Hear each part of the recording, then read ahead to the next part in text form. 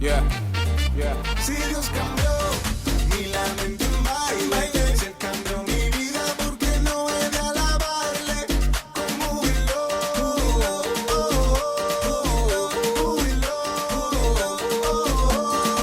Si Dios cambió mi lamento en baile, si Él cambió mi vida, porque no he de alabarle con júbilo, júbilo. 1, 2, 3, danzando. Bienvenido a tu programa Logos, donde la palabra de Dios ilumina nuestros corazones. Comparte esta transmisión y recuerda, estamos en vivo por Shekinah 95.1 FM, por Shekinah TV y a través de Roku. Aquí comenzamos.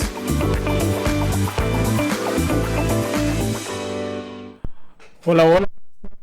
Buenas tardes, buenas noches. Muchas gracias en esta ocasión por estar sintonizando Shekinah 95.1 FM y a través de sus diferentes plataformas, ¿no? Como Roku, YouTube, Facebook y Spotify.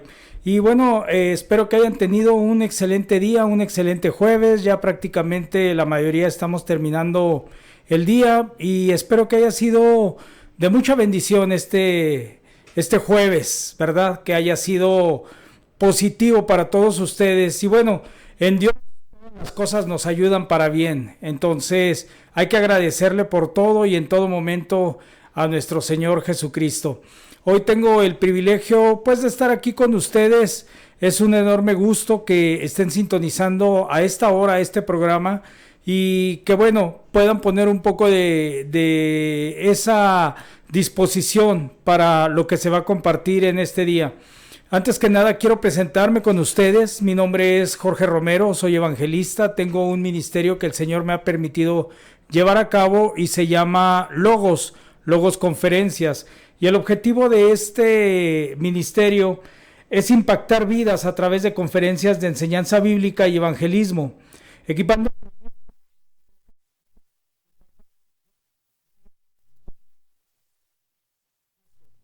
buscar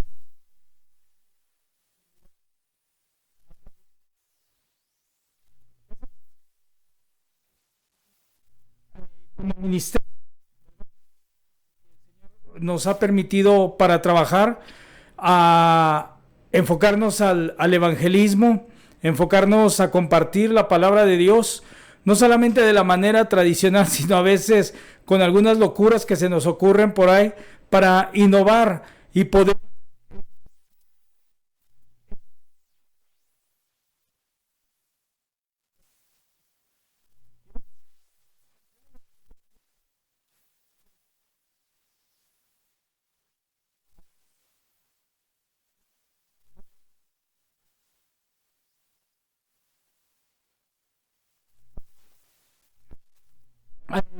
el Señor me hizo más o menos en noviembre, diciembre, un llamado para iniciar este ministerio. Y en enero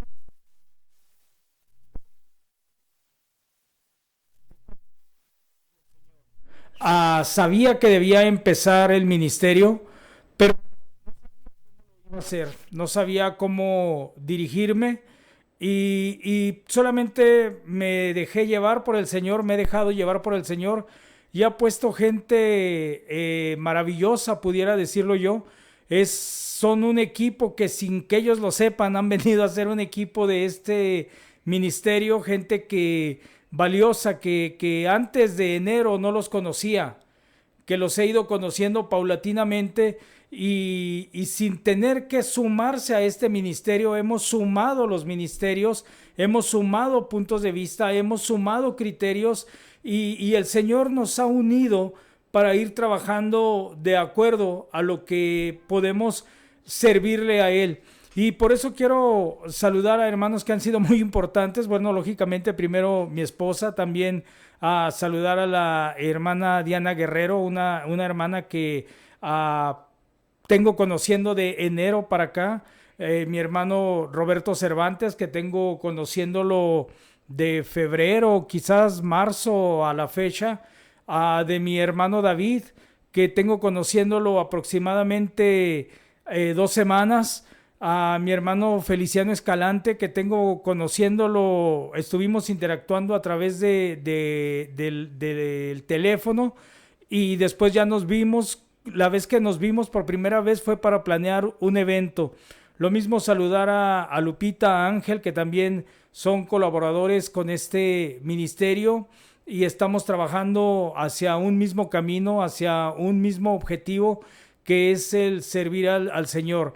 Y el Señor me ha permitido enfocarme y poner un especial cuidado en lo que tiene que ver con los más pequeños de la sociedad, con los más pequeños de la iglesia, con los más pequeños de esta comunidad que nosotros estamos viviendo. Sabe que a lo largo del tiempo, a lo largo de nuestra vida, de nuestro transitar por las iglesias, de nuestro transitar en el camino del Señor, nos hemos enfocado mucho a compartir la palabra y la palabra, se han hecho grandes campañas en Ciudad Juárez, me ha tocado estar en ellas, asistiendo, ¿verdad? Y viendo grandes evangelistas como cuando venía Gille Ávila y que ahora ya está en la presencia del Señor y que eran campañas tremendas, ¿verdad? Y así varios evangelistas, muchos pastores que han tratado de llevar el evangelio y sin embargo cuando se lleva el evangelio siempre nos encontramos con las mismas situaciones. Siempre hay personas en necesidad y nunca se va a acabar eso. Siempre va a haber muchas personas en necesidad, va a haber hogares disfuncionales, va a haber también pequeños que están sufriendo, va a haber mujeres que quizás son maltratadas, va a haber esposos que también a veces sufren en silencio y sufren los grandes estragos de una sociedad que parece una vorágine y que va llevando por todos lados al hombre y el hombre no tiene un lugar donde tener un momento de reposo y a veces su reposo, su refugio, pues son cosas que no edifican en nada, que no ayudan a su vida espiritual, que no ayudan en sus familias. Y entonces yo me pregunto, ¿cómo podemos atacar todo esto? Porque ese es el problema que se nos presenta. El problema que se nos presenta es todo lo que estamos viviendo, el pecado en sí, y cómo poder atacarlo. Vivimos momentos de violencia, momentos de inseguridad, momentos de tristeza. Creo que en todos los programas que he escuchado se habla acerca de los problemas emocionales que hay en la sociedad, en cada extracto socioeconómico, se sufre, se padece y hay angustia.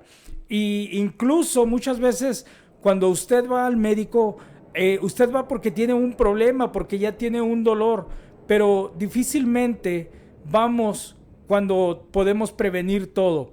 Y el médico dice, yo lo que quiero buscar de tu enfermedad es la raíz de ese problema, la raíz de ese dolor, o sea, ¿qué es lo que te causa ese dolor?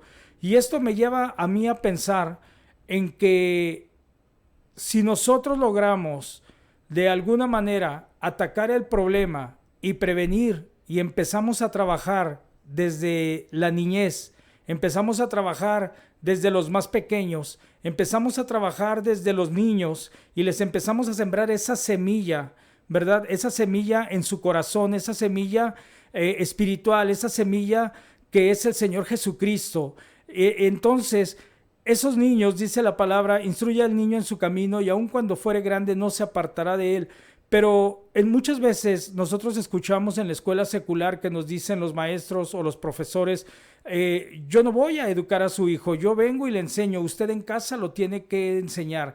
Es lo mismo con los niños en la iglesia. Las maestras de escuela dominical no pueden atender en concreto a niño por niño. Esa palabra, esa educación, ese conocimiento, ese ejemplo, lo tenemos que dar como padres nosotros en el hogar. Pero eso es hablando de los niños que están en la iglesia. Pero ¿qué pasa con esos niños que el día de hoy no están en una iglesia porque sus papás no van a una iglesia, porque sus papás rechazan el evangelio, porque sus papás no quieren nada con el Señor Jesucristo, pero sin embargo tienen mucha necesidad y tienen muchos problemas familiares, personales, deudas, etcétera, etcétera, etcétera, que nos lleva a situaciones complicadas y difíciles. Por eso es que hoy he decidido hablar acerca de lo que es el liderazgo generacional. ¿Por qué el liderazgo generacional? Bueno, porque entonces tendríamos que entender qué es primero ser un líder, qué es un liderazgo. Y un liderazgo no necesariamente es bueno. Hay líderes que son capaces de mover masas o que son capaces de mover grupos grandes y son un ejemplo, pero para lo malo, que son un ejemplo para hacer lo que no es adecuado. Pero un líder es una persona que es capaz de guiar a alguien más hacia un objetivo trazado, hacia un objetivo ya predeterminado. Entonces hay que ver hacia dónde va ese liderazgo, hacia dónde va esa enseñanza, ese empuje que queremos llevar a cada una de las personas que nos siguen. Hay líderes muy buenos, por ejemplo, los pastores son líderes que guían a la iglesia a que estemos en una constante comunión con el Señor, nos guían a través de su enseñanza, nos guían a través de su ejemplo, ¿verdad? Y nosotros los admiramos, los vemos y queremos llegar a tener la comunión que muchos de ellos tienen con el Señor Jesucristo, que tienen con Dios. Voy a hacer un pequeño paréntesis y también se me pasaba a olvidar saludar a mis pastores, al pastor Misael, al pastor Enrique, Misael Rodríguez, el pastor Enrique, y a la hermana Mimi, también la pastora. Bueno, pues ellos son pastores de la iglesia Su Imagen, que es donde yo me congrego, y también pues les mando un saludo, igual que al pastor Eduardo Vergara. Se me estaba pasando, pero lo bueno es que me acordé, y son personas que pues también han impulsado de alguna manera y están conscientes de lo que es este ministerio, ¿verdad? Retomando, estamos hablando de liderazgo generacional y cómo llevar a cabo ese liderazgo.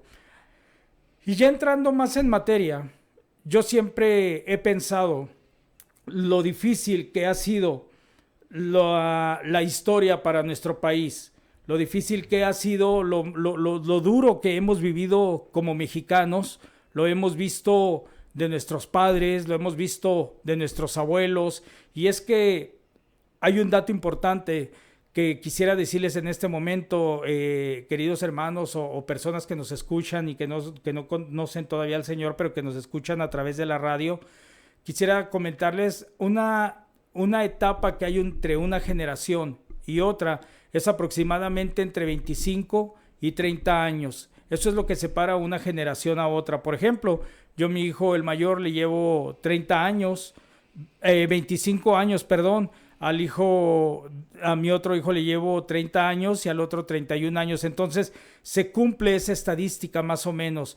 ¿Qué quiere decir cuando en Éxodo 25 se nos habla acerca de las generaciones y las maldiciones que puede haber transgeneracionales? Se nos habla precisamente de esto que puede estar pasando entre un espacio y otro espacio, de lo que nosotros le estamos dejando a nuestros hijos, a nuestros nietos, ¿verdad? Entonces, es muy importante, hermanos, que nosotros sepamos esa diferencia que hay entre una etapa y la otra. Como les decía, leyendo Éxodo, lo voy a leer, dice: y habló Dios todas estas palabras diciendo: yo soy Jehová tu Dios, que te saqué de la tierra de Egipto, de casa de servidumbre. No tendrás dioses ajenos delante de mí, no te harás imagen, ni ninguna semejanza de lo que está arriba en el cielo, ni debajo en la tierra, ni en las aguas debajo de la tierra. No te inclinarás a ellas, ni las honrarás, porque yo soy Jehová tu Dios, fuerte, celoso, que visito la maldad de los padres sobre los hijos, hasta la tercera y cuarta generación de los que me aborrecen, y hago misericordia a millares, a los que me aman y guardan mis mandamientos. En específico, el Señor aquí está hablando, sí, de una maldición a la tercera y cuarta generación, ¿verdad? Pero tiene que ver mucho con la idolatría. Y retomando, yo pienso todo lo que hay en nuestro país desde siempre, desde que tenemos uso de razón. México ha sufrido nuestra población ha sufrido, nuestros padres han sufrido bastante. Y les repito, nosotros, ahorita que usted que me escucha, quizá tiene en casa a uno de sus hijos, saca la edad, la diferencia en edad y le lleva 20 años, 25 años, 30 años. Hay quienes le pueden llevar menos de los 20 años. Y si tiene una nieta o un nieto por ahí, pues tienen ya 3 generaciones juntas. Y usted tiene la capacidad en este momento de analizar su vida y decir qué es lo que yo le estoy pasando a mi hija o a mi hijo y qué es lo que le estoy pasando a mi nieta o a mi nieto. Y tenemos ahí 3 generaciones, pero hay quienes tienen a la bisabuela o al bisabuelo y se juntan todavía las 4 generaciones hoy en día. Y debemos de tener cuidado por algo tan sencillo, hermanos, porque ahí está esa situación de la primera, segunda, tercera, cuarta generación, y que nosotros podemos hacer algo si nos arrepentimos, podemos hacer algo si nos entregamos completamente al Señor para que las generaciones subsecuentes vayan teniendo esa liberación de aquello que nos ha afectado como nación. ¿Y por qué digo como nación? Me voy a remontar un poquito a la historia. Me voy a remontar más o menos al año 1500, cuando voy a hablar de un poquito de Martín Lutero para entrar ya en materia. Y Martín Lutero, bueno, pues era católico. Martín Lutero de repente descubre en la Biblia que la salvación no es por obras, que no se tienen que pagar financieramente, económicamente las indulgencias para poder ser salvos, porque esto es lo que pregonaba Roma.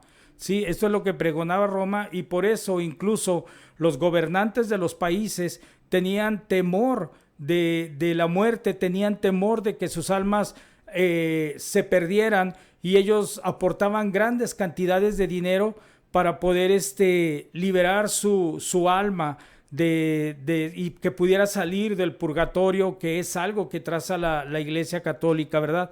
Martín Lutero se da cuenta porque ellos les tenían permitido nada más leer ciertas partes de la Biblia, y hay que recordar que la palabra de Dios dice que no es de interpretación privada. Entonces, sin embargo, ellos, los católicos en ese tiempo, y no sé ahora, pero en ese tiempo tenían simplemente permitido leer los pasajes que se amoldaban a su doctrina. Cuando Martín Lutero, entre otros reformadores, pero enfocándonos en él, lee el pasaje donde él descubre que la salvación es por gracia y que esto es un don de Dios, ¿verdad? Y que no es por nosotros, sino que es gracia. Él ahí es como si tuviera un calambre cerebral, ¿no? Dice, a ver, ¿cómo está esto? O sea, ¿cómo que es por gracia? Y entonces todo lo que hemos hecho, o sea, todo lo que se está pagando, a veces había personas que se tenían que flagelar porque no tenían dinero, y para poder cubrir su indulgencia, para poder ser perdonados de sus pecados, a veces tenían que depositar ciertas cantidades de dinero por sus familias que ya habían muerto, y para que pudieran salir del purgatorio y poder tener la esperanza de ir al reino de Dios. Todas esas cosas fue que se empezaron a ver en la Reforma Protestante con Martín Lutero, hasta que excomulgan a Martín Lutero, le piden, lo meten a la cárcel y le piden que se retracte de todo lo que él ha dicho.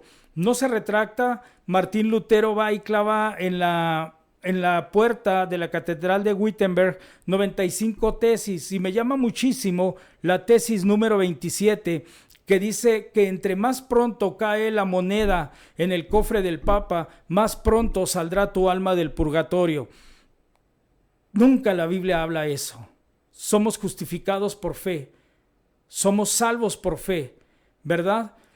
Entonces empieza toda una revuelta, y como el pueblo, la gente obrera era oprimida, y ellos no tenían ese acceso ni ese capital para poder aportar a Roma y que sus almas fueran liberadas del castigo de lo que era el purgatorio, ni menos de sus padres o sus ancestros que ya habían fallecido. ¿Cómo iban a poder pagar por las indulgencias de ellos? Entonces, cuando Martín Lutero hace la Reforma Protestante, clava esas tesis el 31 de octubre de 1517, los obreros lo ven a él como un líder, como un libertador, y empiezan a quererse levantar en Europa, a quererse levantar contra los gobiernos, contra la monarquía, para poder eliminar toda la esclavitud y todo lo que les cargaban a estas personas, a todo el pueblo, a todos los obreros, a todo el obrero que había en Europa. Entonces eso da surgimiento al crecimiento del evangelio en Europa, pero inicia lo que se llama la contrarreforma. Y por eso quería contarles, y les estoy resumiendo, hermanos, hay muchos aspectos y muchos reformadores de los que no estoy hablando en este momento por cuestión de tiempo, pero es apasionante estudiar la historia de la iglesia, es muy, muy, muy, muy bueno. Yo les recomiendo que si usted nunca ha estudiado la historia de la iglesia, la lea desde Hechos hasta la actualidad, ¿verdad? Y va a encontrar muchas cosas y va a encontrar muchos porqués del cómo estamos hoy y del por qué estamos hoy y dónde estamos parados hoy en día. Es muy importante. Entonces inicia eso que se llama la contrarreforma. Y la contrarreforma es que empiezan a venirse europeos hacia el continente americano con distintos propósitos. Unos son para no perder toda la economía que ellos tenían. Saben que el pueblo americano había cierta riqueza en ciertos países como nuestro país. Y a nosotros nos toca que vengan los españoles, así como a Estados Unidos le correspondió que llegaran los ingleses, y empiezan ellos a adoctrinar al pueblo que habitaba México. Hay que decir y hay que recordar que todo hombre es espiritual. Todo hombre somos espirituales. El hombre fue hecho a imagen del Señor y somos espiritualmente hechos a imagen del Señor. Entonces todos tenemos algo, ¿verdad? Ese deseo de buscar a ese Dios, ¿verdad? Dice Pablo, a ese Dios no conocido. Los griegos conocían infinidad de dioses, conocían al Dios del amor, al Dios del sexo, al Dios de la lluvia, a diferentes dioses, a Diana, a Eros, a Diana, muchísimos dioses y diosas, para todo tenían dioses, pero había un lugar que decía al Dios no conocido, ¿verdad?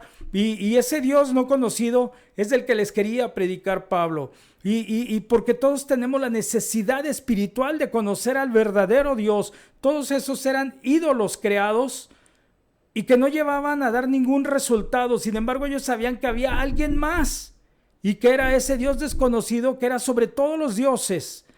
Entonces, acá en América también se tenía la necesidad de creer en algo sobrenatural, de creer en alguien que había creado absolutamente todo. Pero nuestros antepasados tenían Dios de la lluvia, Dios de la luna, el Dios sol, el Dios luna, tenían también mucha idolatría, ¿verdad? Y incluso se practicaba el santerismo, la brujería, la hechicería, pensando que los dioses respondían a través de estos ritos. Entonces, regresando, llegan los españoles y empiezan a evangelizar con la doctrina católica a la nación de México. Y nos empiezan a meter a toda la ideología y toda la doctrina de lo que es el catolicismo. Y la gente lo abraza. La gente lo abraza porque incluso los que no lo quieren abrazar son obligados a abrazar esa creencia. Y entonces a partir de ahí, hermanos, si nos retomamos nuevamente a lo que es Éxodo 20, ¿verdad? Dice la palabra en el versículo 3, no tendrás dioses ajenos delante de mí. Pero esta era una religión plagada de idolatría y de dioses ajenos. ¿Y qué es lo que empieza a entender y a conocer el pueblo de México? Es esta tradición, es esta religión. A veces nosotros como cristianos nos hemos burlado o hemos ofendido a alguien que no comparte nuestra creencia, pero no entendemos muchas veces que esto fue cimentado hasta nuestros antepasados, y quienes crecieron y conocieron a la doctrina católica por imposición, la fueron pasando a sus hijos, y a sus hijos, y a sus hijos, y a sus hijos, y a sus hijos, y a sus hijos. Y esa maldición, porque dice la Biblia que no tendréis dioses ajenos delante de mí, ¿verdad? Y después viene grave y dice, te alcanzará hasta la tercera y cuarta generación, pero se sigue pasando. ¿Cuántas veces usted no ha hablado con alguien católico y ni siquiera defiende su fe con puntos doctrinales, sino la defensa más fuerte que ellos tienen, el argumento más fuerte que ellos tienen para no escucharlo? Es decir, es que esto me lo heredaron mis padres, ¿verdad? Decir, es que esto es lo que yo nací en un hogar católico y así debo de seguir. Pero créame, hermano, que esta es una de las raíces más fuertes que tiene a nuestra nación como estamos. Más o menos el 70% de la nación de México, el 70, 72, 73% profesa la fe católica. Y en la fe católica, simple y sencillamente no hay una doctrina que hable acerca de que la salvación es por fe. Se cree que la salvación es por obras y ya desde ahí ya estamos mal, hermano. Yo no vengo a criticar a la fe católica, a los católicos, sino que esta es la realidad y es la verdad.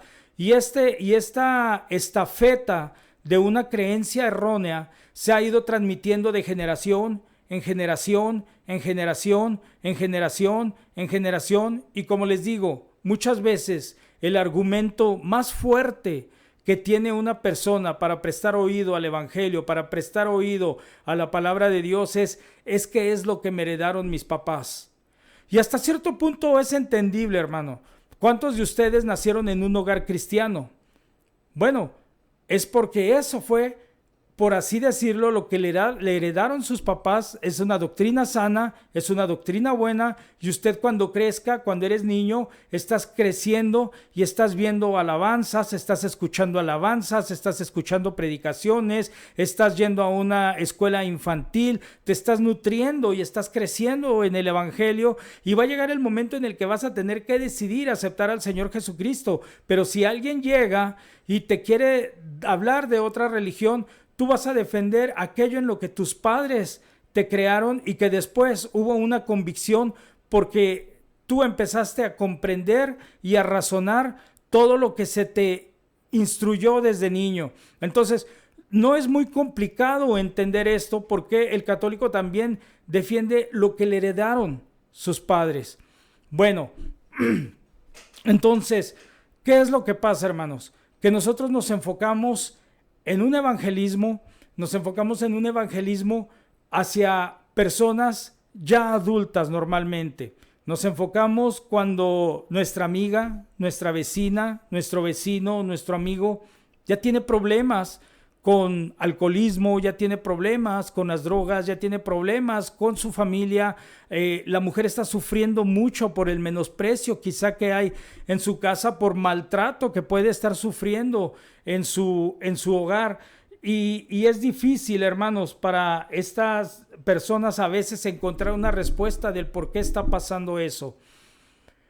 El propósito, hermanos, del liderazgo generacional es que yo estoy convencido y estoy 100% seguro de que Dios quiere levantar hombres y mujeres líderes, que no nada más vayamos por la gente adulta, que no nada más vayamos por la gente que ya está en problemas, sino que vayamos desde la raíz, que vayamos desde los pequeños. Sabe, hermano, la iglesia le está interesado simple y sencillamente en que seamos ejemplo a nuestras generaciones subsecuentes, hacia los jóvenes, hacia los adolescentes, hacia los niños.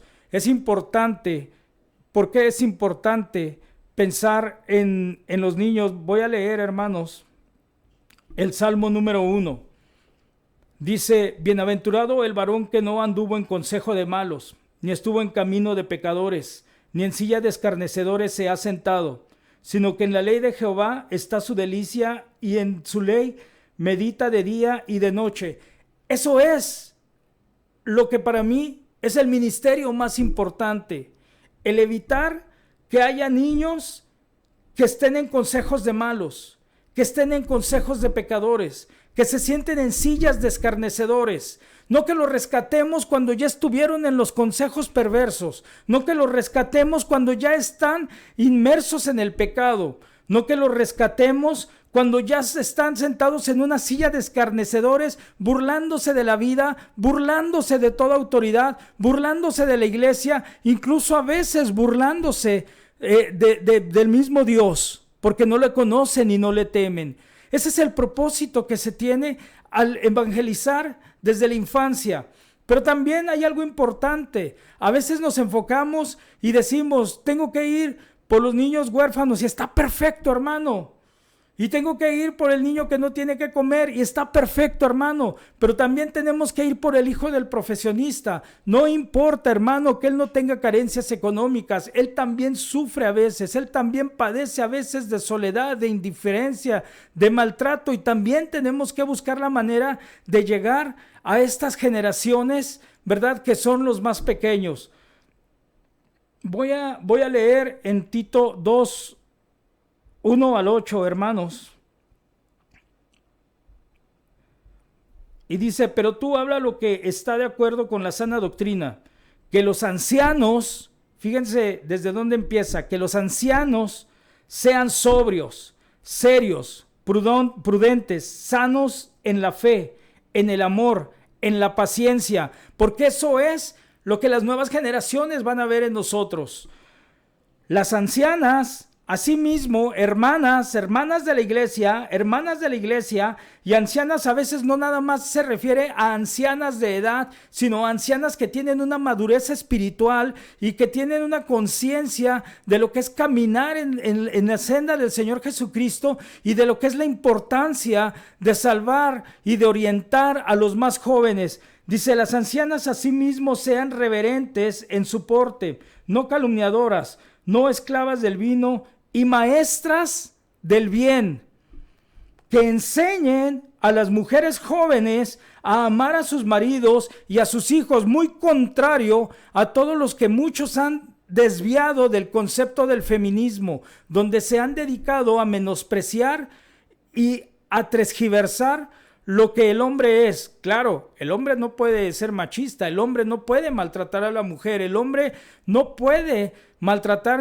a nadie absolutamente de su familia, ¿verdad? Pero en el mundo ideal y en el mundo espiritual entendemos que tanto la mujer como el hombre deben unirse en una misma carne, en una sola carne, y ser uno mismo y tener un mismo rumbo, que es agradar a Dios en todo y para todo. Dice que enseñen a las mujeres jóvenes a amar a sus maridos y a sus hijos. A amar a sus hijos. Amar a sus hijos no es darles el celular y nosotros poder hacer otras actividades. Amar a tus hijos es guiarlos, es educarlos. Es que tú te sientes con tu hijo, pero no estoy hablando con tu hijo de 2 años, 3 años. Estoy hablando con tu hijo de 12 años, de 15 años, de 18 años. Y le digas, hijo, vente, vamos a orar. Hijo, vente, vamos a tener un devocional. Hijo, ven, vamos a intercambiar puntos de vista acerca de lo que es la palabra. Porque no todo termina en la niñez, sino que también los adolescentes, y esa palabra viene de adolecer en cierta manera, sufren bastante porque están en un proceso de cambio. Y ellos tienen que ser comprendidos por nosotros, los padres de familia. Dice, ser prudentes, castas, cuidadosas de sus casas, buenas, sujetas a sus maridos para que la palabra de Dios no sea blasfemada. Exhorta asimismo a los jóvenes a que sean prudentes, presentándote tú en todo como ejemplo de buenas obras en la enseñanza, mostrando integridad y seriedad. ¿Verdad?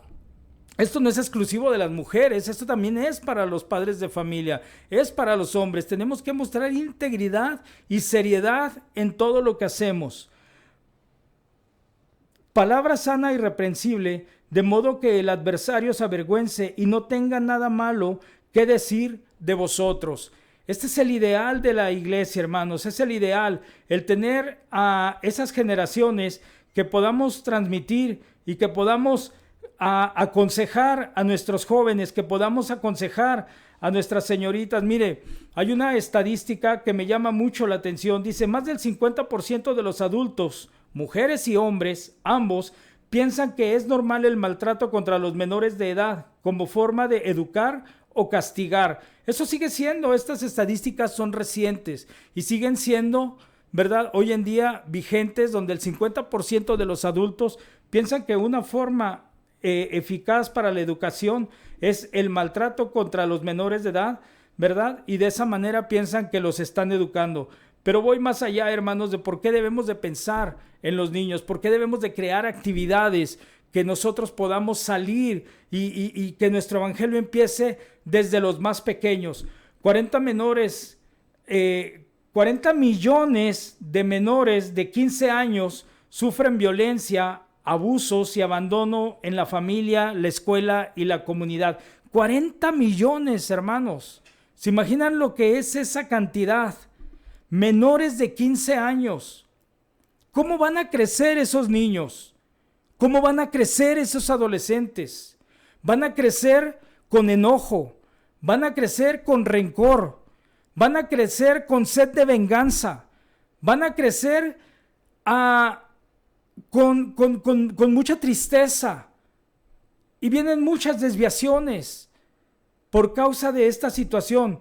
Estas estadísticas que yo les estoy diciendo son de la UNICEF, ni siquiera crean que son mías, son propias, son de la UNICEF. Y es impresionante, 40 millones de menores de 15 años sufren violencia, abusos y abandono en la familia, en la escuela y la comunidad. Es impresionante que muchas veces la mayor violencia está en la familia. ¿Y sabe por qué está en la familia? Porque usted, padre de familia, madre de familia que me está escuchando, sea cristiana o no, si usted se enoja muy fácilmente, si usted está sintiendo algún síntoma de depresión, de ansiedad, es necesario que corra a los pies de Cristo. Y sí, le estoy hablando a usted que es cristiano. No importa que me diga, pero es que yo ya soy hijo de Dios. No importa. Dice la palabra de Dios que nos tenemos que estar renovando continuamente. Tenemos que estarnos renovando diariamente para poder ejercer ese liderazgo que vamos a dejar en las generaciones futuras. Las generaciones futuras necesitan líderes que sean ejemplo, líderes que sean íntegros, líderes que sean serios, líderes que estén interesados por las generaciones futuras, porque quieran que sus hijos no se sienten en sillas de escarnecedores. ¿Quién de ustedes que me está escuchando desea que su hijo no esté en consejo de pecadores, no esté en consejo de malos? Eso es lo que debemos evitar. Por eso debemos de pensar en estrategias, en dinámicas que nos lleven a que los niños, desde que tienen forma de moverse y de entender, ¿verdad? En lo secular empiezan desde los 4 años, tenemos que empezar a ministrarles la palabra de Dios. ¿Sabe? Cuando vinieron los primeros misioneros a México y también a Estados Unidos, pero a México, primeros misioneros evangélicos, ellos tenían un objetivo con la escuelita infantil, con la escuelita de los niños, que en prácticamente todas las iglesias hay una escuelita infantil mientras está el culto. ¿Y sabe cuál era el propósito de esa escuela infantil? El propósito era entretener a los niños para que no distraigan a los papás de escuchar la palabra. Pero nunca era el propósito que los niños aprendieran de la palabra de una manera tan eficaz que ellos la tomaran para poder enfrentar la vida, sino que era una manera de entretenerse. Creo que hoy ha ido cambiando eso. Creo que las iglesias poco a poco se van preocupando más, ¿verdad?, por meter a sus escuelas infantiles, a sus pequeños en la sintonía de darles un alimento más sólido, ¿ok? Tengo otra estadística. El progreso está siendo demasiado lento en la iglesia en general, desigual y fragmentado para hacer un verdadero avance y disminuir la violencia que sufren. Fíjese esta estadística: entre 500 millones y 1.5 billones de niños al año. Dije billones, miles de millones. 1.5 miles de millones de niños están sufriendo violencia. Y yo me pregunto, y le preguntaría con todo respeto y con toda humildad a los pastores que me escuchan, ¿cuántos están creando un sistema, una estrategia dentro de sus iglesias para que estos niños no crezcan así? Porque lamento decirlo, y sé que varios de ustedes se van a molestar, pero hay niños aún en las iglesias que están sufriendo violencia, que están sufriendo indiferencia, que están sufriendo abandono, que están sufriendo la ausencia de padre y madre, aunque los tengan bajo el mismo techo. Entonces, hermanos, es importantísimo que el ministerio con las nuevas generaciones entendamos que es de toda la iglesia y no solamente de unos cuantos. Pero quiero comentarle algo impresionante, no nada más es los niños. Tenemos que tener mucho cuidado porque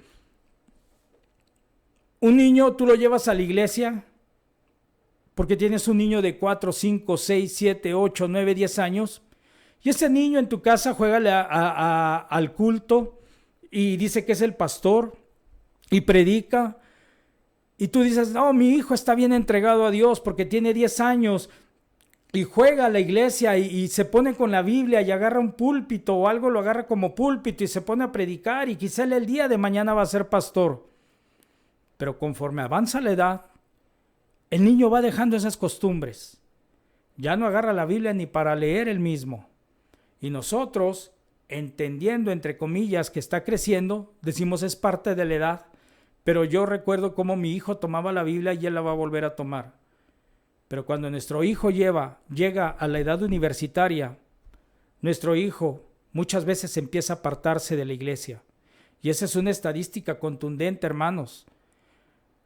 De los 20 a los 28 años, la mayoría de los jóvenes que están en la iglesia es porque regresaron del mundo con problemas, o porque regresaron ya casados, o porque se casan, y es como siguen. Pero es muy difícil que haya jóvenes solteros entre los 23, 24, 25, 26, 27, 28 años, porque muchos de ellos a los 18, 19 años, es una estadística abrumadora, se van a ir de la iglesia o se van a casar,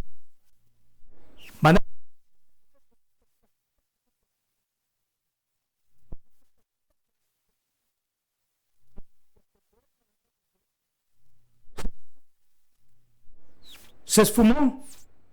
Y sí, regresan al seminario y gloria a Dios y ya sirven en el ministerio de alabanza, pero ya llegan cargando a su hijo, ya llegan con esposa y gloria a Dios porque están en la iglesia. Pero no, la iglesia no tuvo el cuidado de que estos jóvenes, estos adolescentes se respaldaran con una íntegra enseñanza de la palabra de Dios. Les voy a dar otros datos. No, los datos no son para asustarlos, hermanos. Los datos es para crear conciencia. No es que yo sea alarmista. Desafortunadamente, si están estos datos es porque existen y es para que nosotros podamos estar apercibidos de lo que está sucediendo y quien tiene ganas de servir al Señor realmente ponga en obra estos deseos de servir al Señor. Mucha gente dice, quiero servir al Señor, pero no sé qué hacer.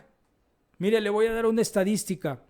Del año 2010 a hoy en día, año 2024, se han hecho unos estudios y las edades que más se han visto afectadas son de los 14 años a los 26 años. Y tome en cuenta esta estadística que le voy a dar, porque si usted tiene hijos entre esas edades, pero lo más asombroso, o lo más importante, mejor dicho, es que las edades hacia abajo, entre más joven, más la sufren. Pero esta estadística se hizo de los 15, 14, 15 años a los 26 años. Los jóvenes que hoy tienen ansiedad, del 2010 al 2024, ha aumentado en un 134%, más de lo doble. O sea, hoy hay más jóvenes con mayor ansiedad, de 14, 15 años. Creo que esto nos debe de alertar y poner más énfasis en el cuidado, en las conductas, en lo que ve, en lo que escuchan, en quiénes son los amigos de nuestros hijos, qué les están proponiendo, por qué viene esa ansiedad. Antes, por ejemplo, el bullying nada más era en las escuelas. Tú ibas a tu casa y descansabas el fin de semana porque esos días no había clases y te escapabas del bullying. Hoy no, hoy las redes sociales te persiguen y te hacen bullying cibernético y se pueden burlar a través de ti de las redes sociales, te pueden amenazar, te pueden asustar y ya no tienes un lugar a donde escaparte porque a donde quiera pueden llegar. Entonces tengan mucho cuidado, hermanos. Por ejemplo, la depresión subió, y repito, edades de 15 a 26 años en un 106%. El déficit de atención y que cada vez puede haber más alumnos que tienen problemas para concentrarse en la escuela, para poner atención en la iglesia, para tener esa atención cuando se les está ministrando la palabra de Dios, aumentó un 72% entre 15 y 26 años. Vaya poniendo atención, hermano, en sus hijos, si es que usted los tiene, y cheque estas estadísticas. La bipolaridad. Hoy tenemos jóvenes que están bien y al rato están mal, que están de buenas y al rato insultan a los papás, le azotan la puerta, le gritan, lo retan. Eso pasa. No es tanto en la iglesia, pero sí pasa. Pero también, si usted no es cristiano y está pasando en su casa, créame, tiene que correr a los pies de Cristo. Tiene que correr para salvar a sus hijos, para salvarse usted misma. La única respuesta se llama Jesucristo. No hay más. No hay terapia, no hay nada que no sea el Señor Jesucristo. La anorexia en el 2010 tenía un incremento del 50% respecto a los años anteriores. Del 2010 al 2024 la anorexia se ha incrementado el doble, 100%, viéndose más afectadas las mujeres, las señoritas, más afectadas por este problema de la anorexia. Hay que tener mucho cuidado, hermanos, hermanas. Las sustancias tóxicas se han incrementado, el consumo de estupefacientes, de drogas, de alcohol, de tabaquismo, hoy con los famosos vapers, todo eso se ha incrementado en un 33%. Es más, hoy los papás consideran y consienten con que la marihuana debe ser legalizada. Ya hablaremos en un tema de todo esto. Fíjese nada más, los niños, porque son niños de 15 años a 26 años, han aumentado del 2010 al 2024 un 67%, se ha incrementado la esquizofrenia. Esto nos lleva a una catástrofe en muchos sentidos, en muchos aspectos. ¿Cuántos jóvenes hoy están intentando quitarse la vida? Hace algunos años yo creé un equipo de fútbol de puros adolescentes. Esto lo cuento siempre y quien me ha escuchado va a decir otra vez va con eso, pero es que lo tengo que contar. Y un jovencito de 12 años tenía marcas en sus brazos. Usaba camisa larga, era verano y yo decía, ¿por qué usará una camisa larga en verano y entrenando? Imagínense el calor que hizo hoy. Y usted sale a entrenar fútbol y de manga larga. Decía yo, bueno, quizá no se quiere quemar con el sol o algo, pero un día se arremangó las mangas y tenía estas cortaduras. Y la respuesta de él, para no entrar en tanto detalle, es que quería quitarse la vida, quería suicidarse. ¿Y cuántos jóvenes no hay así? ¿Cuántos niños no hay en esta situación, hermanos? Yo quiero que seamos conscientes, tenemos que ser líderes. Tenemos que crear actividades. Tenemos que crear actividades dentro y fuera de la iglesia. Mi sugerencia, humildemente se los digo, hermanos, es ir a rescatar a la infancia, a la adolescencia y a la juventud. Sí es bueno seguir trabajando con los adultos, con los matrimonios, con los abuelos. Ahora, quiero decirle, tal vez usted me diga que también la ansiedad es un mal general, pero curiosamente, después de los 26 años hasta los 40 años, mientras que en los jóvenes la estadística que les di, que la ansiedad subió un 134%. En los jóvenes que le siguieran hasta los 40 años, bajó a 106%. Y luego de 40 a 50 años, bajó como al 60%. Pero después de los 50 años, incluso la ansiedad ha decrecido. Y por eso Pablo no se equivoca al decir que las ancianas, que las mujeres maduras, transmitan toda esa experiencia y todo ese conocimiento a los jóvenes, porque nuestra madurez nos ha enseñado y nos ha permitido, ¿verdad?, tener en cuenta cómo enfrentar los problemas y cómo confrontarlos. Porque después de los 50 años, esta estadística no solamente bajó, sino que decreció en un 80%. Entonces, no es que todo el mundo esté sufriendo de ansiedad, si es que fuera el argumento, ¿verdad? Ni de las otras estadísticas. Pero sí, entre más joven, el niño sufre más, o el adolescente sufre más, o el joven sufre más. Puede sonar fatalista, quizá puede sonarlo, hermano, pero entonces la vida está fatal. Eso pudiera decir yo, ¿verdad?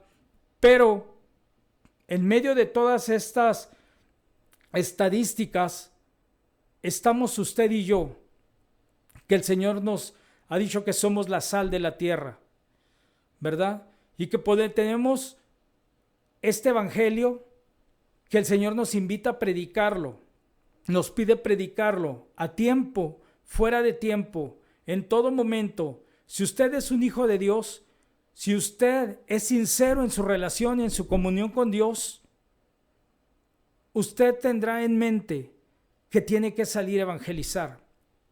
Hoy la iglesia se ha encerrado mucho en 4 paredes. Todo el año se pueden tener actividades, pero se está nutriendo a la iglesia y se está engordando a la iglesia de conocimiento y conocimiento. Hoy todo el mundo quiere teología, hoy todo el mundo quiere hermenéutica, hoy todo el mundo quiere escatología, y es bueno que la iglesia se equipe, se prepare, se informe, se documente. Pero ¿qué vamos a hacer con todo eso que sabemos? Hay que ir y compartirlo, hay que ir y expanderlo, hay que ir y hablar con quien sea de la verdad del reino, que es la muerte y resurrección de nuestro Señor Jesucristo, de aquel que nos perdonó y nos justificó.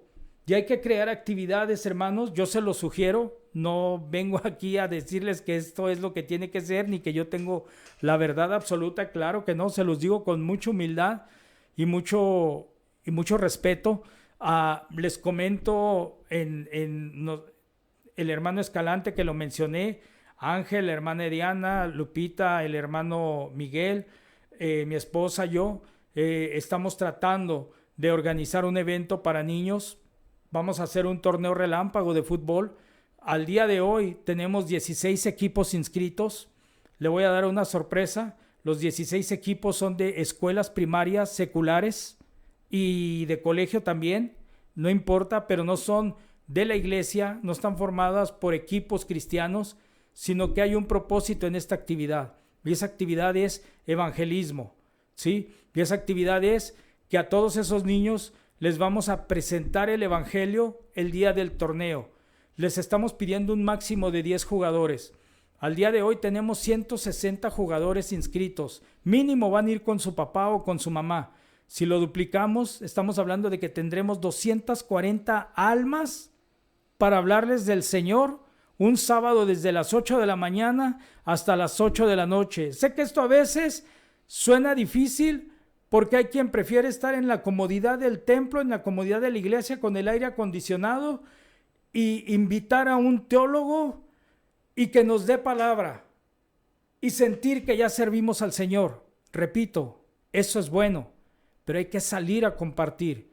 Y esta actividad, hermanos, el Señor está abriendo puertas incluso del gobierno, está abriendo puertas de hermanos que están destinando recursos para que se pueda llevar a cabo esta actividad, y va a ser una gran fiesta espiritual, porque ahí de lo único que se trata no es de entregar un trofeo, sino de entregar el evangelio, y entonces rompemos con los paradigmas de lo que es la evangelización hasta el día de hoy, Y de eso se trata, hermanos, tener creatividad, innovar. ¿Cómo podemos llegar a esas almas para que no sientan una resistencia de ir a la iglesia y puedan acercarse al Señor Jesucristo con algo que es divertido, con algo que les agrada, pero que nosotros llevamos el propósito de hablar de la palabra de Dios? Unas sugerencias para ustedes, hermanos. De 1 a los 12 años pueden crear programas de escuela dominical que todo lo tienen interactivo, que incluya juegos, manualidades y enseñanzas bíblicas adaptadas a su edad. Organizar eventos especiales como obras de teatro dentro de la iglesia, concursos de canto, actividades al aire libre basadas en historias bíblicas y promover la participación de padres en actividades familiares que refuercen las enseñanzas de la iglesia. Sería muy bueno en alguna ocasión, hermanos, poder interactuar con nuestros hijos dentro de las actividades de la iglesia. Amén. Enseñarles a tus hijos con diligencia, y cuando te sientes en tu casa, cuando andes por el camino y cuando te acuestes y cuando te levantes. Deuteronomio 6:7. Establecer grupos de jóvenes de los 13 a los 17 años para estudiar la Biblia, discutir temas relevantes y fortalecer su fe. Organizar salidas de servicio comunitario, eso pueden hacerlo perfectamente nuestros jóvenes. Hacerles retiros espirituales exclusivos para los jóvenes. Actividades deportivas que fomenten el compañerismo y el crecimiento personal. Facilitar espacios de diálogo abierto donde los adolescentes puedan expresar sus dudas y ser orientados desde la perspectiva cristiana. El adolescente, hermanos, quiere y necesita ser escuchado. Jóvenes de 18 a 25 años, ofrecer estudios bíblicos profundos, discusiones teológicas y mentoría personalizada para fortalecer su relación con Dios. Organizar eventos de evangelización, conferencias inspiradoras, proyectos misioneros, y no que todos vayan a la sierra. Hay muchos lugares más donde pueden ir, hermanos, a hacer misiones, que desafíen su fe y que les motiven a compartir el evangelio para que no se nos vayan de la iglesia. Tenemos que tenerlos activos. Son algunos de los temas que yo les comento que pueden tener, hermanos. Y recuerde que el liderazgo es ser ejemplo, y el liderazgo se va pasando de generación a generación. ¿Qué tipo de líder queremos ser nosotros? Un liderazgo que no deja nada, que ven un ejemplo que no da ningún resultado, o un liderazgo que impacta y que motiva a la generación que sigue, a la generación que sigue, y a la generación que sigue, a nuestros hijos, a los hijos de nuestros hijos y a los hijos de nuestros hijos, a crecer en un evangelio eficaz y en un evangelio que realmente va a trascender. Tenemos por aquí algunos comentarios que voy a leer. Flor dice: hola hermanas, saludos desde Chiapas, México, acá nos gozamos con ustedes. Saludos desde Chiapas. Me encanta ver programas como este. Gabriel Matías: amén, yo necesito más de Dios, podría orar por mí, me enfrié, y la verdad, porque quiero seguir a Cristo de todo corazón. Claro que sí, Gabriel. Armando Castro: bendecida noche, qué interesante tema, Dios le siga bendiciendo. No había mirado su programa, pero no me lo perderé. Muchas gracias, Armando, Dios te bendiga. Ricardo: cierto, el maltrato de ninguna manera es correcto. Qué buen tema y estadísticas nos dio. Dios te bendiga, Ricardo. Susana Briones: cierto, los niños necesitan la palabra también. Qué bueno que los que tienen programas de exploradores, misioneritas, etcétera. Saludos desde Phoenix, Arizona. Claro que sí, Susana, y hay que invitar. O sea, estamos en verano. Yo no concibo una iglesia que no tenga una actividad de verano en estas vacaciones para los niños. Tony García: cierto, jóvenes, niños rescatados, lo felicito por su labor. Dios te bendiga, Tony.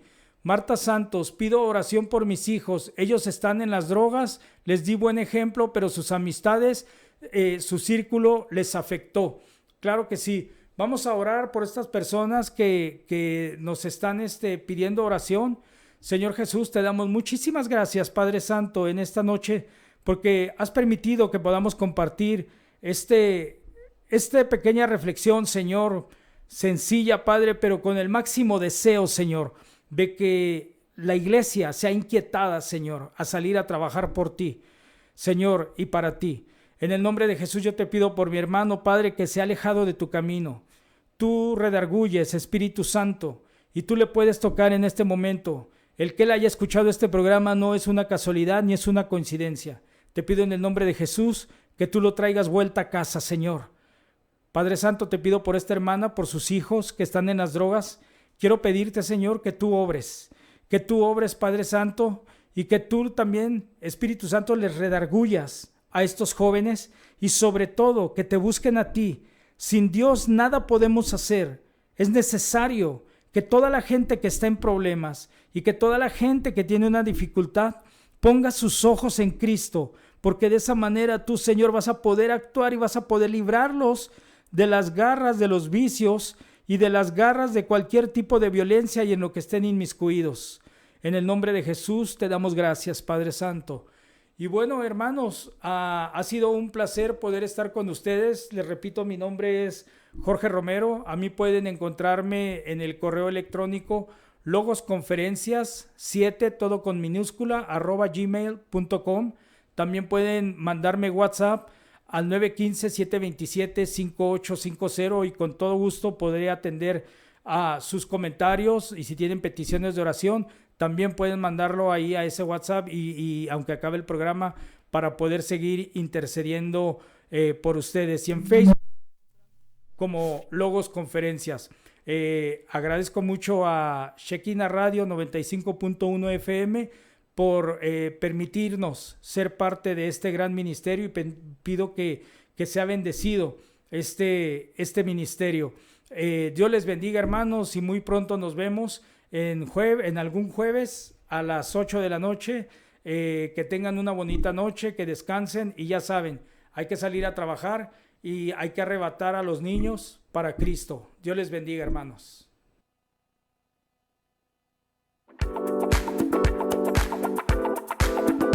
Gracias por sintonizar Logos. Que la fe en Dios guíe tu camino. Si te perdiste este programa, recuerda que puedes escucharlo y verlo en YouTube, canal oficial de Shekinah Radio 95.1 FM, y en Spotify como Shekinah Podcast. Hasta la próxima emisión.